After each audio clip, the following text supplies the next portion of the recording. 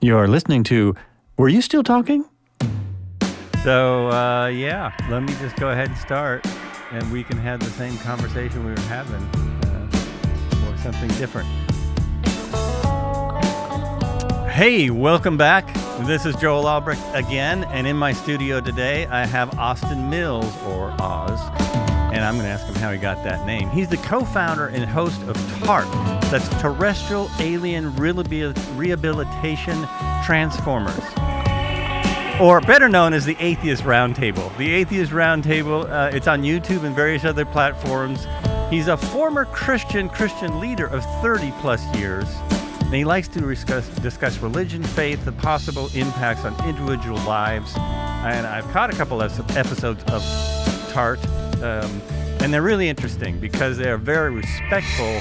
I don't know how they get these people to come on and talk about their religion when they know they're going to be talking to atheists, but they do. And it's really, it's a good show. It's very interesting. Austin, or Oz, welcome to the program.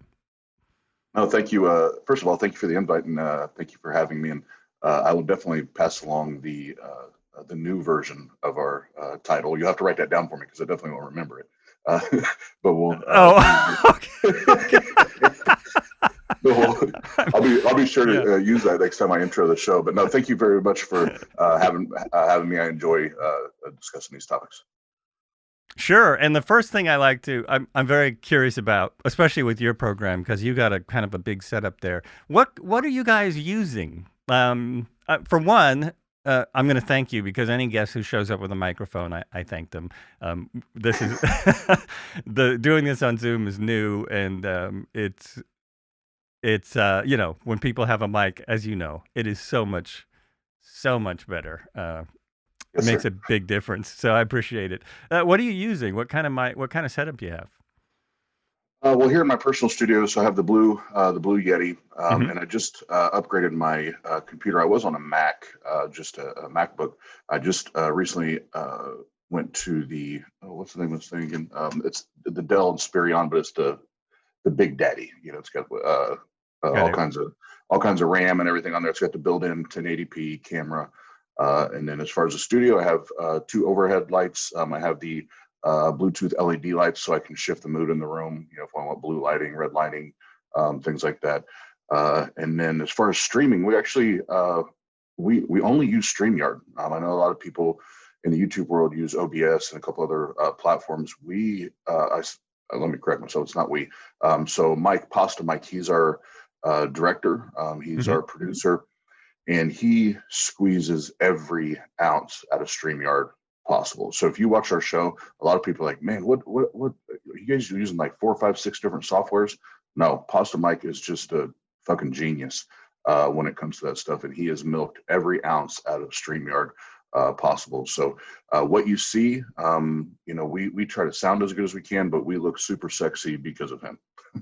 You do, actually. You guys, you look great. It's very awesome. I'm trying to hit a different camera view, and I got the wrong thing.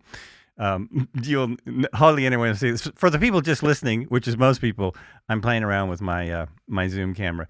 So it does look great, and I have tried to use OBS for doing some live streaming, and I'm a one-man show, so OBS to me has just been a total pain in the butt. It hasn't. When I used Zoom because my wife was working at home and she was using it, and I had to figure out some technical stuff, of course, because that's what I do.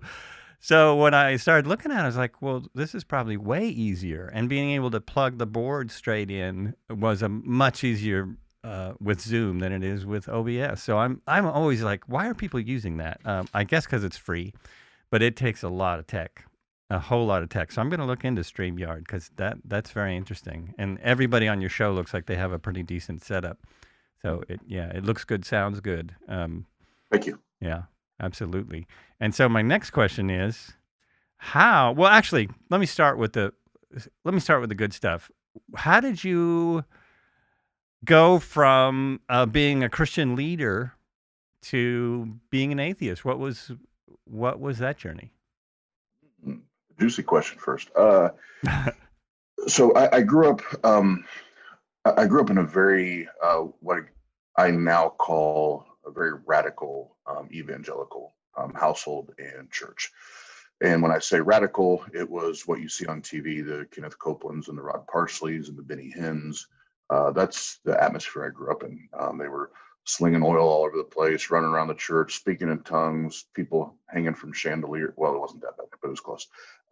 Rattlesnakes? I would have been shocked. I didn't see them personally, but I would have been shocked. So that, kind of give the groundwork. It was just crazy, So I grew up around that, and I also grew up with a lot of mental illness, mental health issues, anxiety, depression, bipolar. I'm ADD, ADHD, and I was always told that, Austin, you need to pray more, you need to pray harder, you need to have more faith. And I grew up with that, never really getting treatment, never seeing a doctor, seeing a therapist, a psychiatrist, anything like that. And that'll play a bigger part here later on. But I always like to lay that groundwork, because you take that kind of just crazy, insane atmosphere as far as the religion and the faith at home and at church, and then you overlay that with mental health, a rap sheet of mental health diagnosis like that, and you're just asking for issues, you're asking for trauma. So those things played a part. Then when I was about 14 or 15 years old, my parents divorced, and leading up to that, my dad, which for the record, I always like to say this, especially if there's going to be a podcast or it's even I'm doing a live show somewhere. My dad and I now are the best of friends. We've mended our relationship, but I grew up, my dad was abusive, physically, emotionally, psychologically. What everybody saw on the outside from our home, our family. I have a younger brother, which ironically is a pastor of about a 700-member church here in the city we live in. But that is ironic. What people saw from the outside, we literally had a house with a white picket fence. So it was the White House, white picket fence. Everything looked really pretty from the outside. If you happen to get a camera or a microphone inside those four walls, when nobody else could see or hear, it was a war zone. So there's a lot of things that played a part there. And meanwhile, while it's a war zone, we're still being told that God loves us and our parents loves us, and we should obey our parents because that's what's right, and so on and so forth. So when they divorced at 14 or 15, all I'd ever been told is do this, don't do that, do this, don't do that. And there's never a reason why, and the one thing the two things, I have 4 biological children, 2 stepchildren, and I tell them all the time, I'm not going to teach you what to think. I'm going to tell you what to think, but I will teach you how to think and how to apply logic and be a critical thinker. And don't just accept something or buy something because somebody offered that to you or told you that it was true. Find out and make sure that it's true. So I went, most of my life just accepted me because that's what my parents and the quote unquote Christian leaders in my life told me. So about 14 or 15, when they divorced, because I was never given a good reason why I shouldn't do certain things, and with unchecked and untreated, mental diagnosis and just all the trauma, I went immediately to drugs and alcohol. And I'd say for about 9 years, had very, pretty serious addiction problems. Cocaine being the drug of choice, or the DOC, as us addicts like to call it. And I did that. I had it was about an 8-ball a day cocaine habit at my worst. So when I say there was an addiction problem, it was pretty severe. And then when I was 20, shortly after my 21st birthday, it was a week after my 21st birthday, or I'm sorry, a week before it, September 13th of 2003, I was on about a 2-week binge where I had only slept for a couple hours. I was and just to get those couple hours of sleep a night, with all the cocaine that was in my system, I was drinking like a fifth of 151, just to get a couple hours of sleep. I was doing that for about 2 weeks, and then all my buddies took me out to this 24-hour bar where you could just drink all day, drink all night. They never closed. It just kept going. And I promised them I could drive home. And I got in the car and I fell asleep, passed out drunk at the wheel. And got T-boned by full size, like the big dump trucks, going about 70 miles an hour, and crushed me up against one of the concrete highway, walls. Crushed all my ribs on my left side, collapsed my lung, crushed my shoulder. And they say your shoulder blade is the most difficult bone to break in your body. And if you were to see the X-ray, it looks like somebody just took a pane of glass and just dropped it. The way it shattered. They thought I had brain damage, which so I have some family members now that would still say that I probably do have brain damage. I'm kidding, but they, for the longest time, they wouldn't give me pain meds because of that. So the reason I share that part of the story is I remember when I finally gained because I coded out twice. I didn't even mention that I died twice. I died twice. They had to resuscitate me, and I remember when I finally started gaining consciousness. And of course, family and friends and everything are up there, and they're telling me the only reason I'm there is because God spared my life. I still have a purpose on this earth, so on and so forth. And being young and afraid and scared, and there was moments I thought I was paralyzed because my body was in shock and I couldn't move. I said, you know what? You're probably right. You're probably right. This God guy, he must want me here. So then for another, I'd say 8 years or whatever, I dove all the way in, and I tried to do and find everything I could to believe. And then fast forward, I was playing drums. I did a lot of things at my brother's church. I oversaw small groups, help with youth group. I was the full-time drummer, anything and everything. I was the one that if they're going out and doing inner city ministry, I was the one speaking, and sharing my story and all that. And I remember I had one Sunday off where I didn't have to play drums, didn't have to do small groups, didn't have to do youth group. And I found myself in the, congregation, the crowd, and I'm listening to the words of the music, which I didn't get a lot of opportunity to do because I was always, you're a drummer, always worried about the twos and the fours, not really paying attention to the words, right? And I'm listening to the words and I'm like, holy shit, we say this? We're saying this? And then my brother got up. No. my brother got up and started preaching, and again, for the record too, my brother and I have a great relationship. He starts preaching, and I don't remember what verse it was. Now he quoted a verse and then shared whatever his takeaway was on that for that particular sermon, and I'm like, hold on a minute, you're saying that, and I know that verse says that, but this verse over here says this, and all these wheels started turning in my head. And it was like a light bulb went off. And I was like, Austin, you have never, so 34, 35 years, you have never sat down and read this book without drinking what I call the Jesus juice. You've never removed the lenses of religion, indoctrination, faith. You've never just read the book for what it is.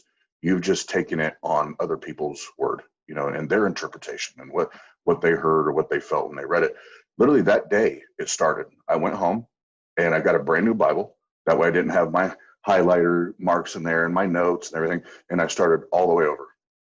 And I'll tell you what, I barely got out of Genesis. And I was already like, okay, I'm completely skeptical. What is going on? What have I been reading? What have I been believing? And then what the nail in the coffin for me is finally, I heard, I think it was Matt Dillahunty, the host of the Atheist Experience. He had an exercise. And he said, if you don't believe me, take the four Gospels and read them horizontally.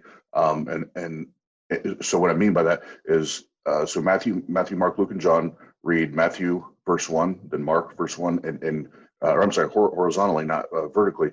And I did that, and I'm like, holy shit, they don't even have their own story right. They don't even have the story, and that's the crux, right? That's the linchpin of their book is the resurrection, the crucifixion, resurrection of Jesus, and they don't even have the story right. Who lied to me for 34 years? Who's lying to me? I'm gonna kick your ass, So at that point, that's what did it. That's where, and then I was sitting in my apartment. This point, I'd just divorced my now ex-wife, and I was sitting there. I was actually listening to the Atheist Experience, and it hit me. I was like, "Holy shit, I'm an atheist! Like, I don't believe this shit anymore. I can't believe this. There's no reason to believe this anymore." So that was the long-winded version, but that way you have good backstory and how I got there. That's the thick and the thin of it. That's I appreciate that. I mean, not only the story, but you being able to share it like that. That's I mean, you're an atheist, so what difference does it make? Because it sounded like you definitely replaced the drugs with religion, immediately after your accident, and then so you kind of stayed in that addiction. It's like, I mean, people do it with exercise, people do it with food, all kinds of different things. How they just swap out one for another. And it's very interesting. It's very interesting that one day you just thought, well, this doesn't make sense. Now, I have never read the Bible, so I know very little about it. And I don't know if I'm an atheist. I'll ask you about that later. But weren't the books written like a long time at different times in history?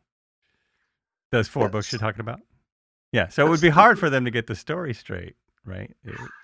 Yeah, and that's once I really started, because when you grow up and you're indoctrinated into Christianity, anything to do with being critical, being skeptical, and for the love of fucking everything holy and their God, don't say the word atheist, because they are the devil.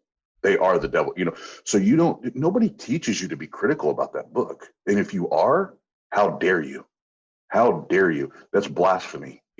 So once I started to get out of that mindset and started to use my own damn brain and started looking at not just how the text lines up and is it in context, does it make sense?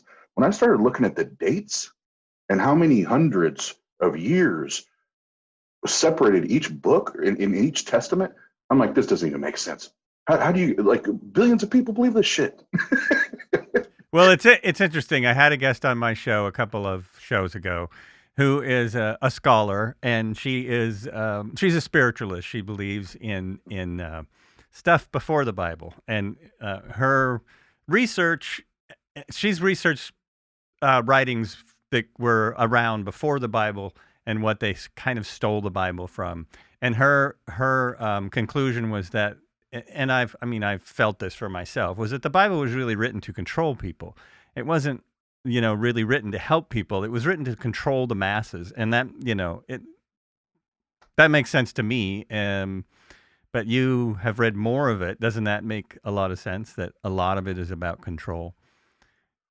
Absolutely. And who was I just talking about the other day? But I'm trying to get more people to think about this, especially people that are in the faith or are in a process of a deconversion, as we call it. The word faith, as it's used biblically, and in that text, that word is the greatest con job ever designed for humanity. So think about this. In the Bible, Hebrews 11:1 says that faith is a substance of things hoped for, the evidence of things not seen. What the fuck does that mean? What are you even talking about? So we're hoping for something, and this is the evidence of it, even though we don't see the evidence of what we're wanting to believe in. Is that what you just told me? But people just breeze right through that when the Bible just told you you're believing in nothing. You don't even have evidence to believe in what you're believing in. So that word faith, I hate that word. I hate it because of what it does to people, that they will just blindly listen and follow. I mean, look how many people follow like a Kenneth Copeland, that literally believes that he can breathe on COVID and kill it. Well, guess what? 8 months or 5 months later, it's still here, Kenny. Well, it's true. And now it's turning into the big conspiracy theory group, which I'm not even going to mention the name of, but I think you know who I'm talking about. That is getting huge based on people just believing blindly that what they're saying is true. And I think that's a big problem with the whole social media world now, is that any moron can get a microphone and a computer and set up a podcast and start putting out stuff, and you don't need any evidence. Like, I could be sitting here saying all kinds of stuff, and if I had enough followers, it's not based on fact now. It's based on followers. I was just listening to another podcast about this too, where some very one of the biggest podcasts in the Tim Ferriss was I forget I forgot his guest. I should have wrote it down, but he was talking about that. Is now things are based on popularity. They're not based on facts. People more and more are basing things on popularity, which is a big part of I think how the Bible got so big. Faith is. It's used differently by different people. I looked up the word before this, but it is basically believing in something blindly. Some faith can be good. You have the faith that you're going to wake up the next morning and, so you prepare for the next day. That's actually faith as well, because there's no proof. There's no real evidence you'll wake up tomorrow. Lots of people don't. There's thousands of people, because we have so many people on the earth. There's thousands every day that don't wake up the next day. But we have faith that we're going to wake up. But that's kind of different in faith of something that is completely unprovable. But in all honesty, I believe in things that are unprovable as well. I'm not religious. So by some accounts, I'm an atheist, but I still believe in things beyond what we can see and feel and touch. And I believe that there's a creator, but it's not like the Bible. In other words, there's an intelligence to the universe. That's more, I guess that's the simplest way that I can put it. And even from what I understand, that's what Einstein was trying to prove. But Einstein was religious, so that's a strange conundrum there. Yes. Everything he was. One of my favorite words, conundrum. I love that word. Yeah, and there's a lot of them when you're talking about faith. And the strangest thing to me is that I think it was a year ago, but it may have been more than that. I read there was a survey put out by one of these probably left-wing conspiracy theory magazines, like the New York Times or something, that the most feared people in America were atheists, and this just kind of blew my mind. That atheists were feared more than Muslims, and I know Muslims are extremely,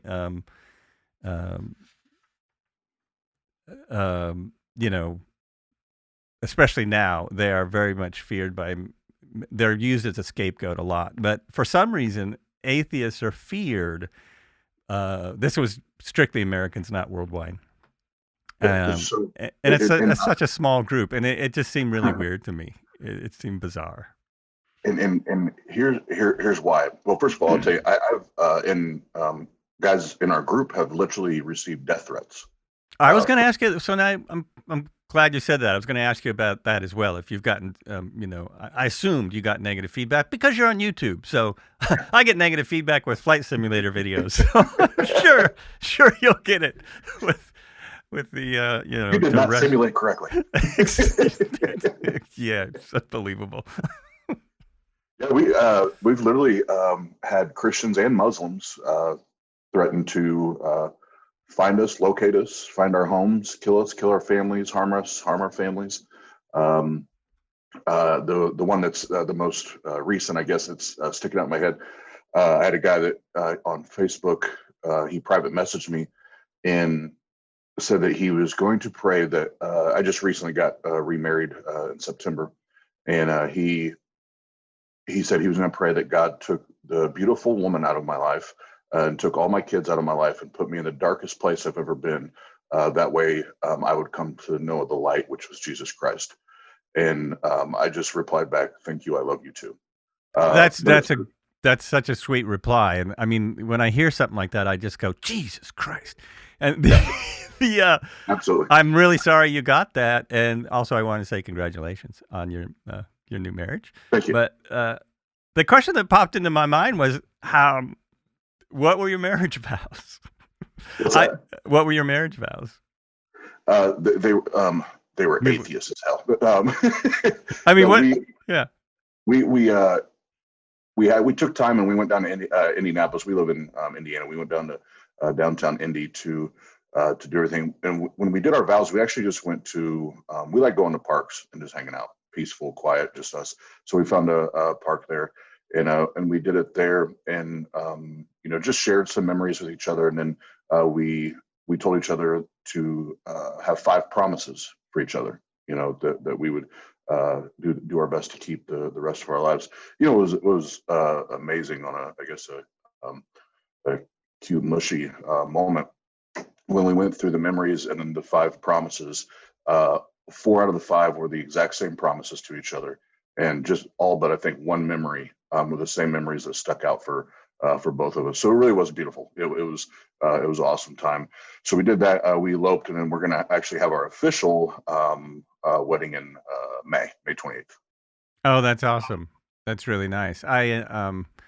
My wife and I have been together for a long, long time, but we just got married, and we had to have a COVID wedding because, for reasons of retirement, partly, it was better if we got married, and so we had to get married by a certain timeline, and it was at the very beginning of COVID, and that was just bizarre, really, really strange. But yeah. So how did did TART get started? Was that already going and you became a part of it, or did you help start that?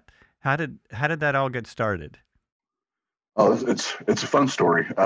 So I right at the end of my divorce, so what, 2 years ago, right around there, I might be off a little bit, but I was just trying to find something when I got off work. I work about 60 hours a day, or a week a day, about 60 hours a week.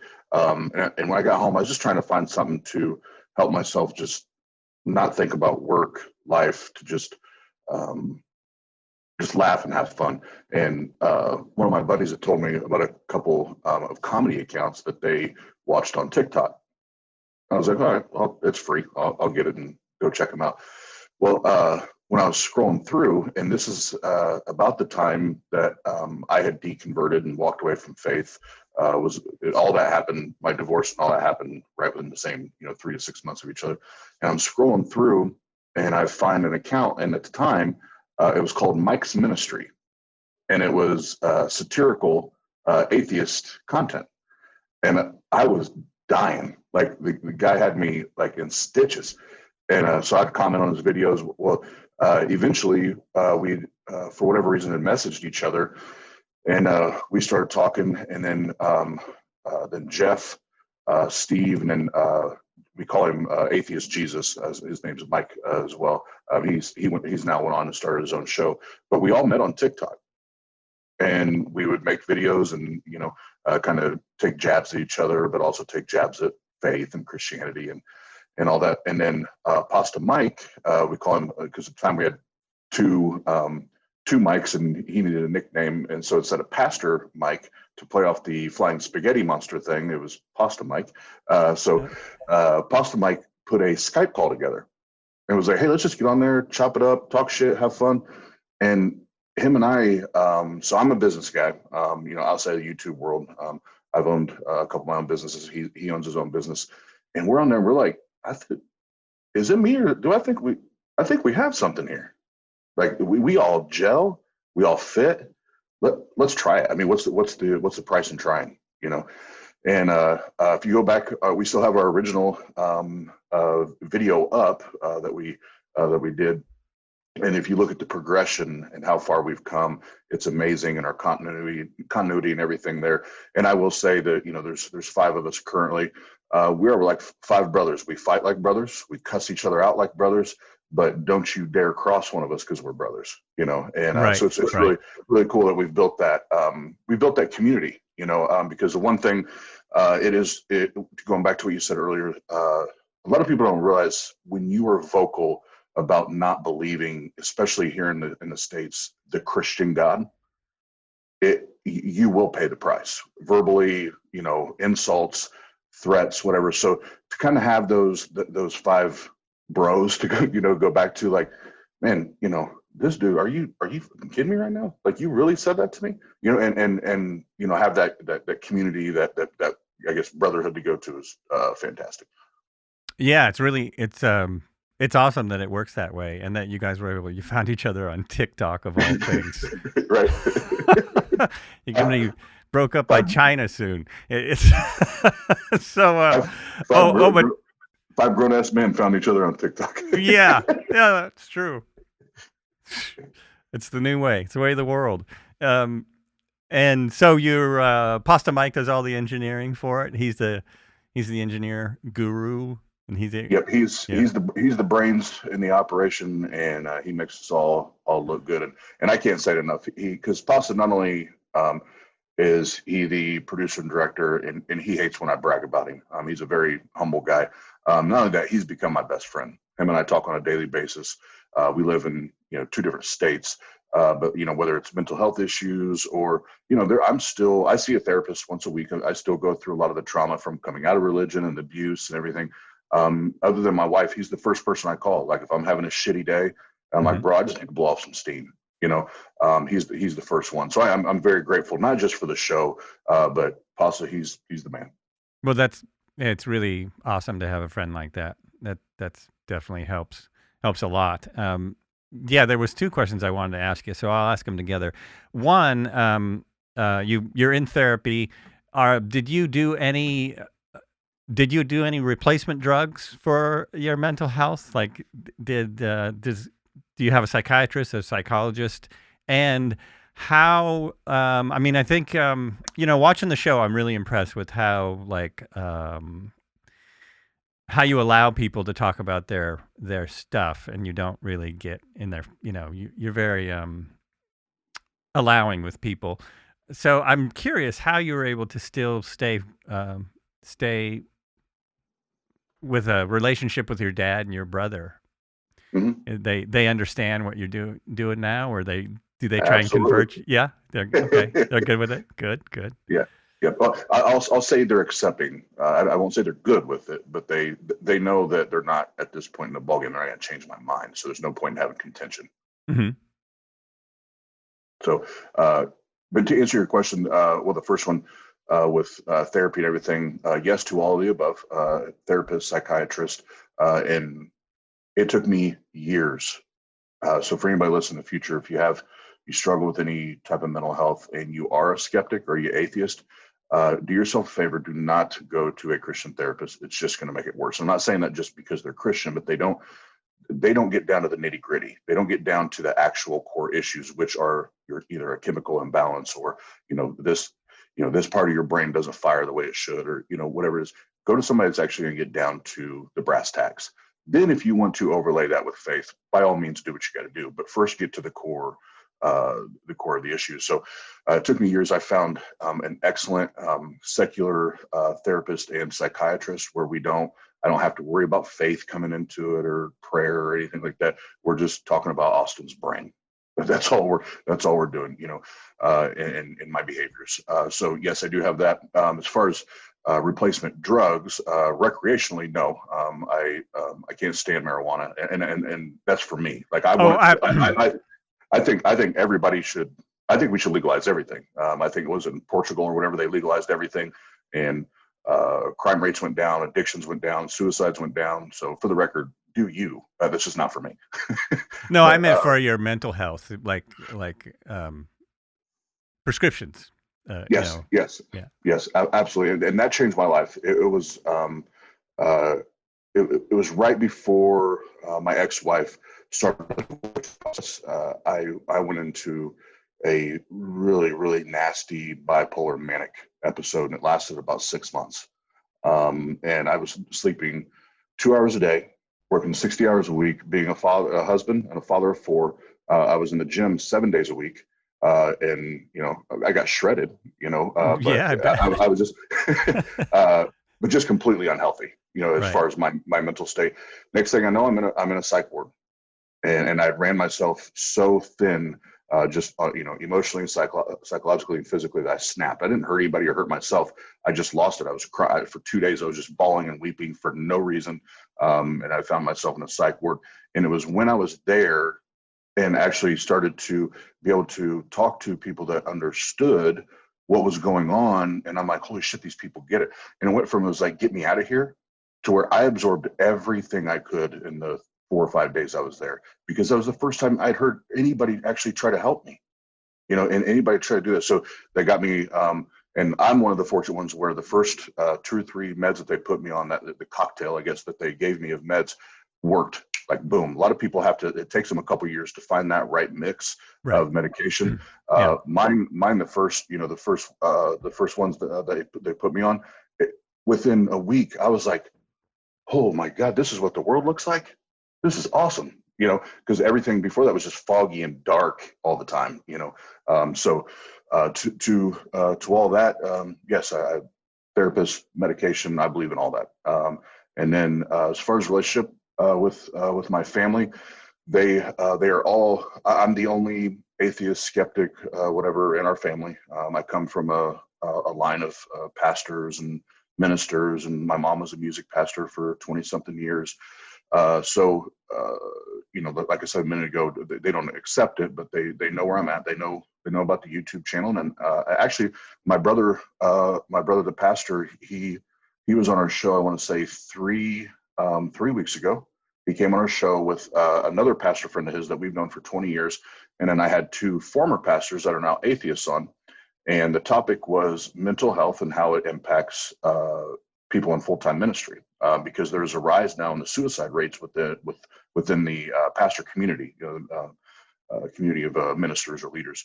So we had that was an awesome show. So they very much know, like I said, where I'm at, and what I love about it is we can have that conversation because I don't let it get heated. A lot of atheists don't know how to control their temper, and they get as soon as they think somebody's talking to them a certain kind of way or telling them that they're dumb for not believing, they just get triggered.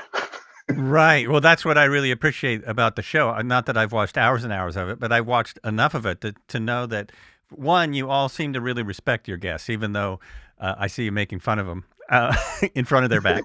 But you still have a lot of respect for the people you're talking to. I think it's a very strange idea, because it seems like, to me, what it seems like is, well, we're having people who are deep believers in religion on our show to prove that religion isn't real. That's what the overall jest seems to be, even though it should be about aliens. But it's, it's just very interesting. I really appreciate that you guys give people a lot of leeway, and you don't really come after them. I mean, it's why I don't talk politics on my show. It rolls into it sometimes, but mostly I'm only interested in talking about my politics. And I do get triggered when I talk about politics, even though I know deep down it's not as important as everyone's making it seem. Like politics are being blown up right now, and they have been in other parts of history. We forget, but it's turning into such a battle between tribes. And even when we're all in the same tribe right now, it's like there's no. I mean, the internet should be proof of that. We're all on the same. It's the same place we all live on. Mhm. It gets smaller every day. So it's interesting. But I think you guys do a really good job of having those conversations and not having it about people yelling at each other, because they're so. I could see how it could just turn into people, screaming about their beliefs really easily, but you guys do a great job of just letting them talk and asking them questions that, and you even talked about it on the show once, about asking questions that aren't leading, and questions where you're just trying to find the answers. That's really good. It still is mind-boggling to me that you have a show about that you can get these people. How do you get these people on the show? Besides being your brother. Yeah. Now we have I definitely use our track record, with our guests, and I'll even have, depending on who I'm, trying to schedule or recruit, I guess, to come on. There's certain guests I'll ask for, kind of like testimonials, or, I guess, a review of their experience on the show. That way the other theists or Christians, or, whatever, religion or whatever that they claim, they have a reference, that it's not just the atheist saying, "Hey, come on here, we're going to take good care of you." It's another Christian saying, yeah, they can be sarcastic and funny, but it's all in good humor. But they are respectful. They're not going to get on there and try to humiliate you. They do want to have a real conversation with you. And at the bottom of our show when we do our outro, it says it that truth does not fear investigation. So if you have a truth claim, you shouldn't have to fear coming on and us investigating. Now, the moment we start to try to humiliate or embarrass somebody, then I wouldn't come on the show either. So, Right. Well, that makes a lot of sense. Yeah, and I think that definitely shows up on the show, and it's really good. It's really great that way. Oh, so yeah, actually, I did want to ask you this question. I'm looking at your questions. For those who don't know, people send their own questions into podcasts or any interview they're on. In case you ever wondered about that, when you see feel free to ask me anything. Sorry. So, atheism, what is it? Let's just get down to the basics. Well, to you, what's atheism? I go by as close to the definition as possible. So first and foremost, atheism is simply a lack of belief in a God or a supernatural claim. Now, Christians specifically have had now because they're great at what we call word salad, and they want to well, if you don't believe this, that means you believe this, and if you do that, that means you have faith. And no, that doesn't mean any of that. I don't believe that I don't believe. I know that I don't believe. So it's not a belief. I don't need faith. So now what we've had to do is add another layer onto it. And what the guys on our show, what we, I guess, call ourselves now is an agnostic atheist, where we don't believe, we don't claim that there's absolutely no God, because that would be completely dishonest, because we don't absolutely know that there is no God. We just don't find good enough evidence to support a God claim. So until there's evidence that supports that, we take the agnostic approach, where we don't know. Oh, okay. And that's always been confusing to me too. The difference between agnostic and atheist, because I'm basically agnostic, I guess, but I've been accused of being atheist because I don't believe in a religion, right? Because I don't follow a specific religious path. And some people consider that atheism, but it's, I guess if you're Christian or Muslim or following Judaism, then that might be atheist to you. If you don't believe in the God they believe in, then maybe that means you're atheist. But yeah, it's interesting. So yeah, and you could be like, I would consider myself a hard atheist on the Abrahamic God, so like the Bible God. I do not believe that thing exists whatsoever. But I am not an atheist to any other God, hard atheist to any other God claim. I'd be agnostic. I don't know. But just knowing that book as well as I know it, and the lack of evidence behind it, I would consider myself 99.9% a hard atheist on the Abrahamic God. But that doesn't eliminate any other gods. So. Oh, that's interesting. Yeah. The people I believe in, I guess, the spiritual leaders that I listen to, especially one minister in particular, is all about how all of those religions are based on, they really come from the same place a long, long time ago, and they're trying to explain the same thing, but in my opinion, in some cases, do a terrible job about it. Because anytime you are trying to control people and tell people that if they don't believe what you believe, then they're going to die or go to a bad place, that seems pretty messed up to me. That it's like, and I've always thought, well, if you have to force your religion on somebody, if your religion is based on fear, if your belief in God is based on fear, there's something really wrong with that. I've never been able to come near, to get around that. Yeah, and the Abrahamic God, whether it be Christianity or I've been studying more and more over the last 6 to 8 months on the Quran and Islam. That Abrahamic God he's nasty, man. And especially if you look at the Bible, the Old Testament, he's a bloodthirsty, warmongering, baby-killing, genocidal maniac. He's a narcissistic maniac, and you don't see it. Especially if you grew up a Christian, you don't see it until you're not drunk on the Jesus juice anymore. or Right. and you're not intoxicated by that indoctrination anymore. Because like I was just talking to my mom yesterday about abortion. And I'm like, well, Mom, how can you even attempt to morally ground your stance that it's pro-life no matter what, when the God of your Bible, in I think it's First Samuel, God commanded a soldier in an army to dash children's heads on stones and kill them, and then rip open the wombs of mothers and take out the babies and kill the babies. How do you ground that? You And know it's what's crickets. what's great about those stories though is they make for some awesome movies.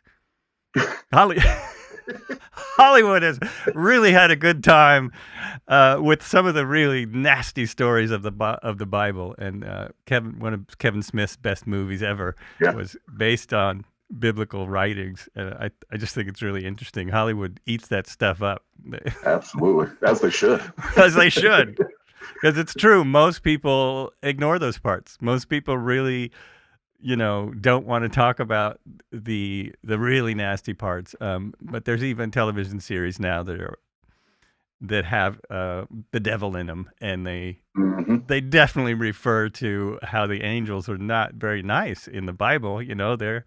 They do some really nasty stuff, and so yeah, it makes great stories for Hollywood. Always appreciate Yep. that. Yeah. It's they absolutely do. I mean, some of them are like the funny ones for atheists, kind of go tos are in Genesis, in the story in the Garden of Adam and Eve, which is where I tripped and fell. When I started reading it for myself the first time, I literally had my head in my palm because I got through the first two chapters. I'm like, we have fucking talking snakes. We have talking snakes. Is this a kid's book? What are we doing right now?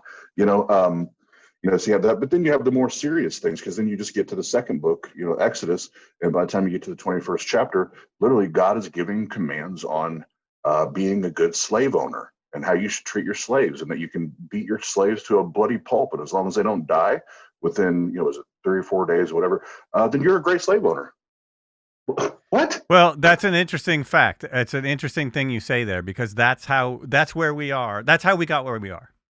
That's how the countries in the Christian universe, and England and America, especially Europe, most of Europe and America, that's how we got to the place we are at right now. I mean, the whole idea of racism is something that comes from the Bible, and it's something that they've used. I mean, it's not necessarily correct, but they have used the Bible for racism forever, and they are still Absolutely. doing it. I mean, the radical KKK is they take all their stuff from, supposedly, from the Bible, but not only is it a misinterpretation, but it's how the Bible's been used since it was written. I mean, in the early 1000s, the Bible was an excuse to wipe out everyone else on the planet who wasn't a king or queen. And the ones, that survived, they're going to be a soldier, or they're going to work for you in the fields.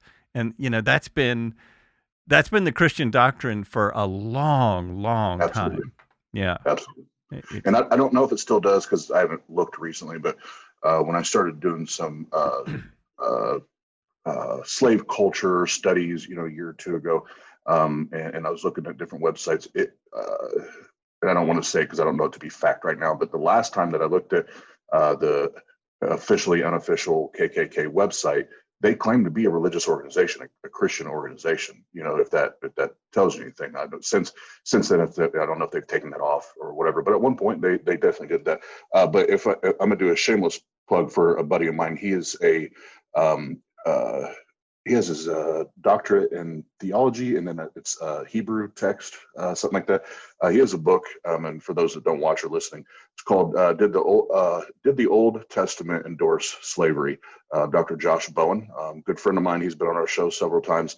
Very, very smart guy. And if you're into that kind of thing, and we want to know more about the history and how, what you just said a minute ago about it having its roots in the good book, quote unquote, you can get the actual information right there. He goes in depth, and Josh does a great job of making this very readable and enjoyable for those that aren't a expert or a professional in this world. So That's awesome. I appreciate you you're putting your friend's book up there, and I will get a link from you so that we can put that in the show notes. So that will be in the show notes, everyone. And I mean, as far as I know, the KKK is still a religious group. Nazism was based on the Catholic religion. Catholics. Yeah, they were based on, and the Catholics backed them. The Catholic Church backed the German Nazis because they thought they would win. So they wanted to back the winner. And so, they gave them money to fight their war. So, that I don't think that bodes well for the Catholic Church personally. And I really am shocked at how many people still follow that blindly, knowing that. But people are following a leader now that seems to have the same idea. And it's I think it's kind of a sad I think it's a sad state in our country that anyone who wants to be a leader, obviously we need leaders, according to a really good book called Sapiens. You do need leaders with this many people. It sure helps. But anyone who wants to be a leader, especially in federal politics, but even in local politics, has to claim religion. Because I don't believe they're necessarily follow religions, a lot, but they have to claim they do. They absolutely have to. And if they claim the wrong religion, that's going to be a big problem. And it's, according to our Constitution, they should be atheists, wouldn't you say? And this is the one part of politics that I will talk about freely, because this comes down to my Second Amendment rights. So for the record, I actually catch a lot of heat from, when it comes to this, I catch a lot of heat from the atheists and the Christians on this, because I will not pick a side. Mm-hmm. I refuse to be a part of the two-party program. I think it's bullshit, and I will not subscribe to it. I consider myself, if this is even a thing, but I consider myself to be a constitutionalist. I want you, your family, your people, your friends, mine, everybody. I don't care what you believe in, don't believe in, what the color of your skin is, what your sexual preferences are, or lifestyles are. I don't care. I just want you to have your constitutional rights. That being said, I or you or nobody should have to pledge allegiance to a god or a religion in order to be a leader in our country. Our founding fathers, the Christians, love to claim that they were all but one or two Christians. Go do your homework, folks. Go do your homework. They were not Christians. Some of them were deists, mm-hmm. but most of them were skeptics. Like they did not claim a god. They did not claim a religion. So quit lying to people so that you can further your agenda for your religion and to control people with your religion, and let people think freely. Again, this country and the world, but this country would be so much better if we could get to a place where we think critically and we accept nothing based on word. Give us evidence, give us supporting data, documentation, and quit buying stuff just because somebody on that TV screen told you. And this goes back, you made a great point earlier, whereas, popularity is now the convincing factor. Popularity is now the proof. That in itself is fallacious. If we were having an actual formatted debate, that would be, an argument to popularity, which is a fallacy. Like, that's bullshit. I don't care how many followers you have. That's a fallacious argument. I want to know where you got your data. And I teach my kids that when they come home, they're like, well, teacher said this. Okay, show me. I don't care what your teacher said. Show me. And I make them research it and look it up. I wish we could get better at that. I think that would improve everything. I definitely wish we could get better at that. And without going into the problems of our educational system, I think that critical thinking is not even taught until the college level, and maybe even the advanced college level. Because people go into college. My wife worked for a college for a long time, and I've known a lot of people that have gone to college. They go there completely unprepared because they haven't really been taught critical thinking, and it's worse now than when I was a kid. When I was a kid, we were actually taught more information. We were given more stuff. Nowadays, it's a lot about how to take a test. When I got a pilot's license, all I needed to know was how to take a test. Now, I had to prove I could fly a plane. That was part two. But to pass the written test, you literally just you could memorize it and pass it, which I thought was just nuts. It's like, this is stuff you really should know if you're going to fly a plane with a passenger in it. If you're going to fly it by yourself, whatever, Go kill yourself. But getting a license is more about putting a passenger in the plane with you, because you can fly around without a license, with being a student for almost indefinitely. But if you're going to put someone with you, uh, memorization's not it. But what I was getting at was, yeah, I completely agree that critical thinking should be taught more, and Absolutely. it's going out the window. And I mean, I watched a documentary called The Social Dilemma, which was kind of about AI controlling our social networks. Kind of, that's exactly what it was about. And that makes critical thinking even harder Hmm. because whenever we think we're doing critical thinking, if we're doing it on the internet, we may not be. We're being fed information. So as an atheist, you're going to be fed completely information than someone who's a Christian. And someone who's a Democrat is going to be fed completely different information than someone who's a Republican.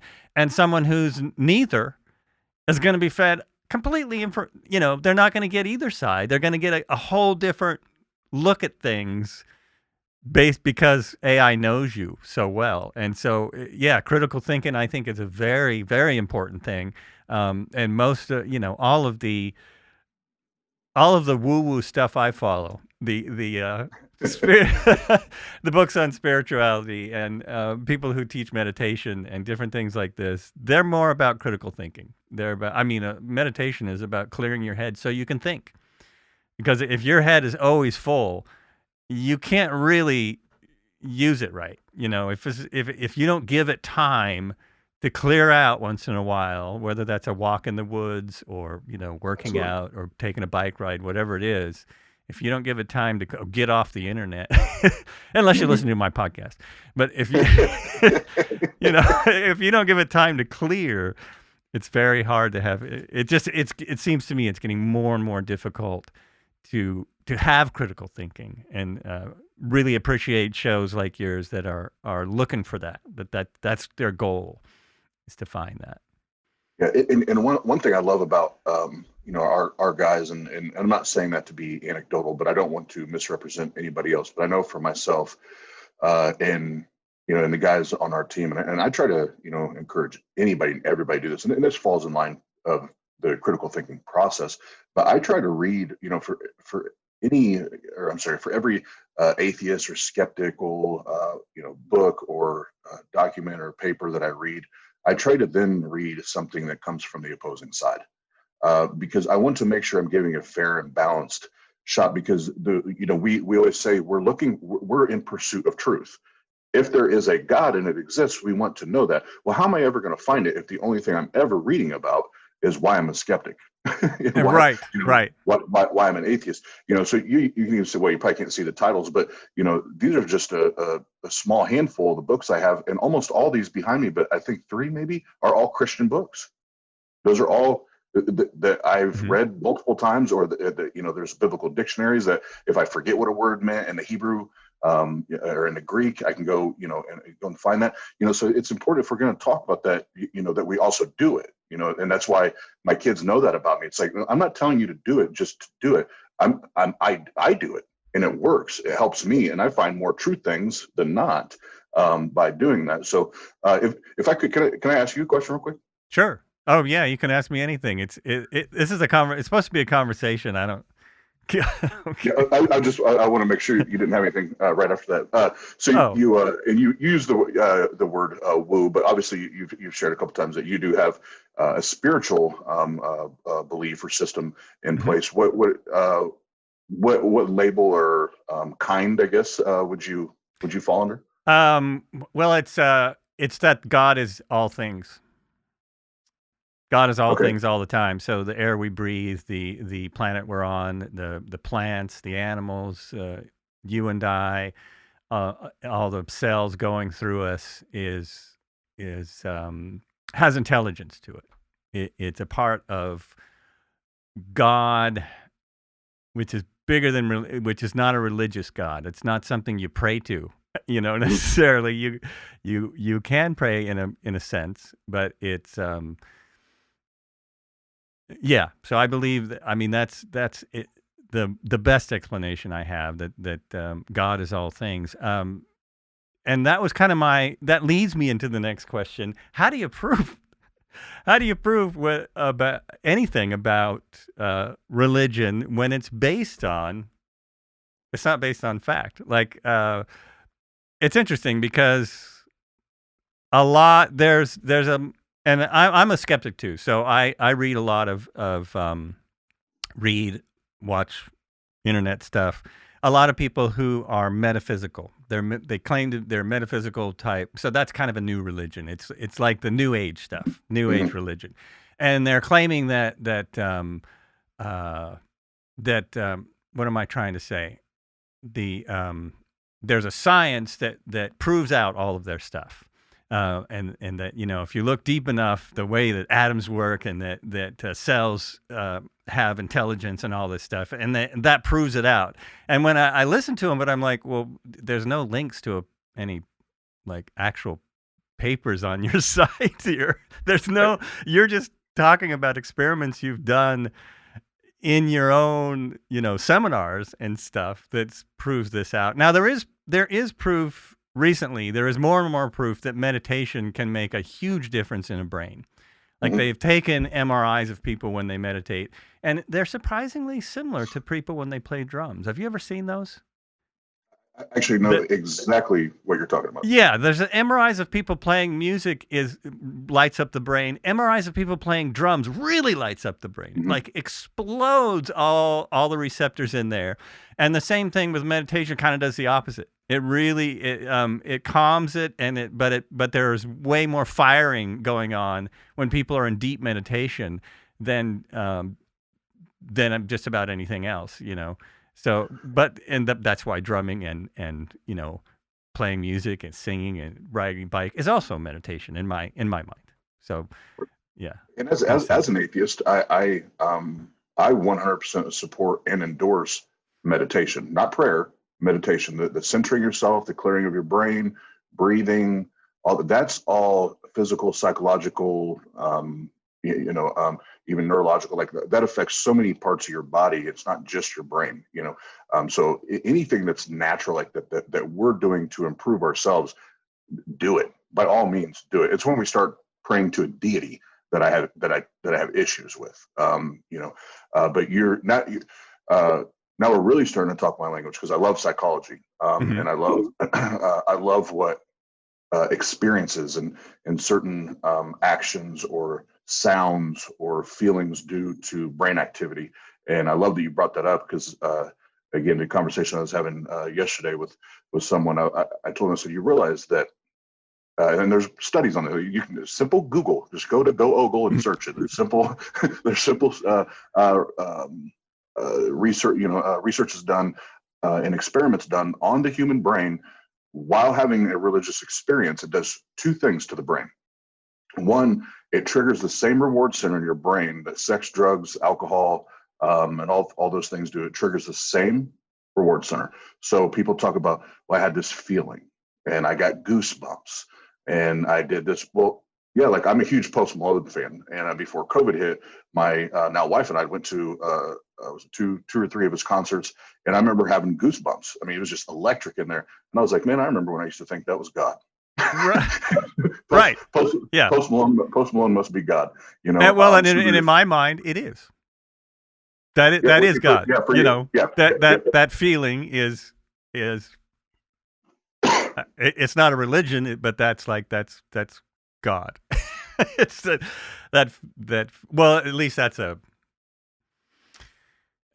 part of God. Yeah, I think everything's God. So yeah, which people have a hard time with that too. Yeah, wait, it's funny. I'm gonna come back and ask you another question here in a minute on that. Sure. So for the brain, it does that. So you get that euphoric feeling. From those experiences. And I can't, because I'm not a neurologist, but there's a part in the back of your brain that controls your logic and your reason and your ability to think critically. When you're having, and again, and I can send it to you if your listeners want. I have they're saved on my desktop. This is how much I use this information. There's a part in the back of the brain that controls all that. It shrinks. Think about that. That's interesting. So, yeah. So not insulting anybody, but you're getting dumber. Now it does expand back once you exit that experience. So it's not like you stay dumb, but for that moment, you actually become less intelligent, less critical, less logical during that experience. If that doesn't, you think about it now, take a 30,000-foot view and look at the religious experience. If that doesn't tell you a story about how it controls and manipulates, it gets you high, and then it takes away your capacity to think critically. Like that's how you control somebody. Well, that's true. That's definitely how religion controls people. There's another side of that when you're having an experience, like when you're in deep meditation, it's probably the same thing. Your logic mind, the whole idea of a lot of meditations that I've done is to stop thinking critically, and to try to stop thinking. Now, people who have done meditation for a long time will tell you you're never going to stop thinking, which is one of the best things I ever heard about meditation. I was so relieved when someone finally said, "You'll never stop thinking. Don't try and do that. Just observe your thoughts and let them go." So if anyone's new to meditation, you're never going to stop thinking. Let that go. Absolutely. But when you slow down critical thinking as much as you possibly can, that's where a lot of art comes from. That's where a lot of ideas come from. Unfortunately, I haven't really asked him, but geniuses like Elon Musk, he gets ideas out of nowhere, out of literally nowhere. It's not really from critical thinking. He obviously does a lot of critical thinking because his mind is ridiculously sharp, and everything he does is based on science, and so his mind is full of critical thoughts. But he also has a place where he grabs thoughts out of the air, which is just amazing to me. Like there's musicians do this, even scientists do this. Einstein did this. He came up with an idea that no one believed, and then he had to prove it. His idea that now they've disproven, but okay.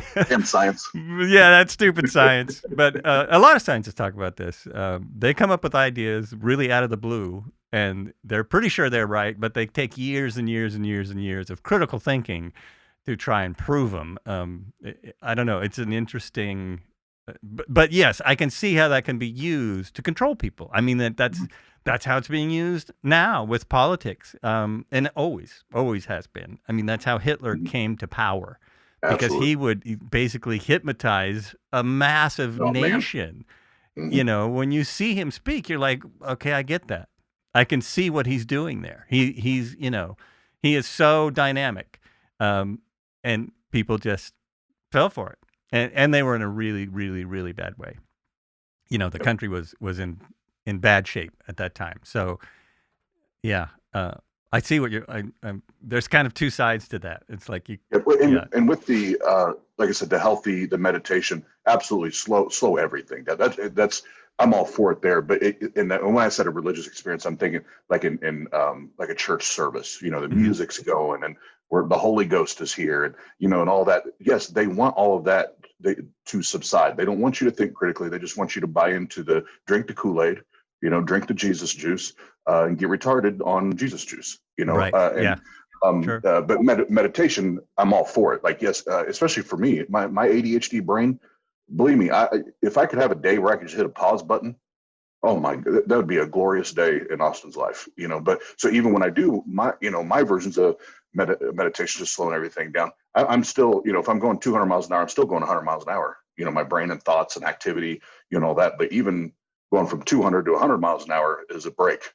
And that's really, I really appreciate you saying that, and people need to hear that more, I think, because I believe I think we all have experienced some type of mental breakdown in the last several months. And meditation is just extremely helpful, especially in extreme cases. I think it's extremely helpful. This is a total side note, but in Oregon, they're trying to legalize psilocybin mushrooms for experimenting with medical science. Yeah, and it sounds like, to me, it could be a really good thing, could be a huge breakthrough. They've been studying this for over 30 years using all kinds of hallucinogens, including mushrooms, in very small doses to do really to replace other types of brain altering drugs. And I guess they do a much better job and they have way less side effects. So I'm hoping that goes through. I'm hoping that passes. It could open the door for, because right now you can't research it because it's a Yeah. class 1 or whatever the stupid, so you can't research whether that's going to actually help people or not. And that's absolutely bonkers. It's the same with a lot of America. yeah. It's just it's nuts. Anyway, that's a completely off the subject. But no, do Yeah. the meditation. Just don't pray to that crazy God. That's all I'm saying. Yeah, there you go. And I totally understand that. Yeah, and I mean it's interesting. There are people who pray to prayer's been proven to actually help people too. But yeah, it's when you try. To me, it's more about. I mean, I'm not against religion for people that's doing them some kind of good. But I am skeptical, extremely skeptical of people trying to tell me what religion I should be. What Yeah. I should be doing. That's where I really have a problem with it, and that's where it gets. Yeah, that's where it gets strange. And that's even one of the things. Tying it back to our show, I tell we remind ourselves, but the guys all the time. Respect the human, respect the individual, but the faith, the belief is open. It's hunting season. So get after it, because the belief, if it's to be held as their truth, we can investigate the shit out of it. And I tell Christians that all the time. I don't care what you believe in, and we can have a conversation about it. But I will not allow you to shove it down my throat, and I will not allow you to tell me that my family or myself, especially my kids, don't dare say it to my kids, but that we're going to go and suffer and burn and gnash our teeth for all eternity in hell because we don't believe what you believe in. Like you can tell me anything else. I don't want to hear all that bullshit. Like keep that to yourself. If that's what you want to tell your kids to scare your kids, cool. But don't tell my kids. Yeah, absolutely. And I wish that was, I wish there was a way to that people would hear that. I know people who are extremely religious and think that that's what they have to do. That's a very sad thing, especially for kids, to ever have to hear that from anybody. Because Right. You've obviously you were 21 before you said, well, this is all bullshit. And first you had to try and drink your way out of it and snort your way out of it. And that doesn't work either. A lot of people do that. That's not obvious. You must know this. That's what how a lot of people react when things don't seem right. It's something a lot of people turn to. So I'm really thankful that you were able to come around to just reasoning and getting help too, because it sounds like you got. Well, one thing I wanted to say, this was a long time ago, but the fact that when you were put in a hospital. You said a mental hospital, right? Mm-hmm. The fact that worked is so awesome. I mean, that is because I know a lot of people who've gone through that. I guess not a lot, a handful. And they were not given the best of care. The place that they went was not the best. It was overcrowded. It was really a matter of give them enough medication so they don't bother us because there's too many people here. And so it's great. It's really heartening to hear a story of someone who got help, who actually got good help from good professionals. So, yeah, that's really nice to hear, and I think I think you got lucky. It's great. If I can be honest, and I think people say this all the time. And my dad always raised me. You get out of life what you put into it, and you take you can work hard and make the best out of any situation. It's not only is going to get you what you want, but you can make the best out of it and get find a silver lining. I'll tell you right now, I got out what I took out of it. Because I got once I realized that I had people there that could help me, and don't get me wrong, there was two of the doctors there that were awesome. But as far as the facility, the nurses, the environment, the people that they placed me around, was it was bad. It was bad. And one of the, I would say, more traumatic experiences of my adulthood, anyway, is when I went in. You would have thought I had just got done like killing a school bus of kids or something. When I went in, they took me in the room, about 5 or 6 other grown adults, strip me down, butt ass naked, strip search me. You literally would have thought I was a killer and a felon, and it was humiliating, Yeah. And so my first 24 hours, I did not want to be there. Like, I was ready to go, fuck this place and everybody here. But then once I kind of got my thoughts together, I was like, you know what, this, either I'm going to get the help that I need right now and why I'm here and take advantage of this, or I don't know if I'll get this moment again. I don't know if I'll ever get this opportunity again, because I might die, So I took advantage of it, and I took advantage that I did have two doctors. But as far as the facility and everything, I agree with your your sphere of influence and their experience. Other than those two doctors, it is not a friendly the mental health process, I guess, or treatment. It's not pretty. It's not easy. And even the follow up after that, it was so hard to get somebody just to call me back. And I'm like, I'm calling you. Like, I was just in here, like, 2-3 months ago, uh, basically trying to kill myself. And now I can't get anybody to follow me up. Like, what if I had a gun in my hand right now? Like, nobody's going to call me back. Nobody's going to follow, So it is, you have to want it, and that's tough, man. When you're fighting and you get in those dark places, you don't want to reach out to anybody. So Right. when you do and nobody calls you back, it just makes it even stickier. But sorry, I went on a tangent there, but I'm passionate about that. We actually have a show tonight about that, and the stigma behind it and why people are so just kind of, oh, just get over it, toughen up, whatever. What do you tell somebody with diabetes to have less diabetes? Like, chill, dude. Well, Joe Rogan would. That's his Right. philosophy. He probably would. Yeah, he probably would. He kind of does. Yeah. You're fat, stop eating.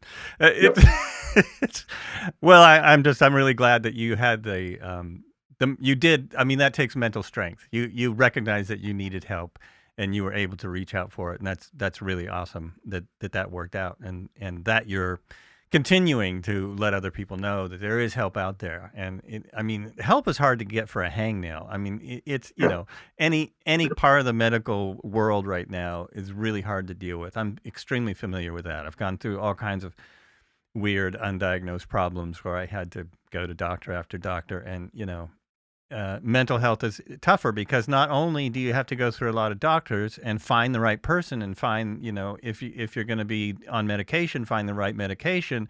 If you're going to somehow do it some other way, you've got to find the right way, or you will not, or it'll come back. It will not go away. There's putting a Band-Aid on it doesn't work. And it sounds like you have found good solutions. So it's really good to hear that.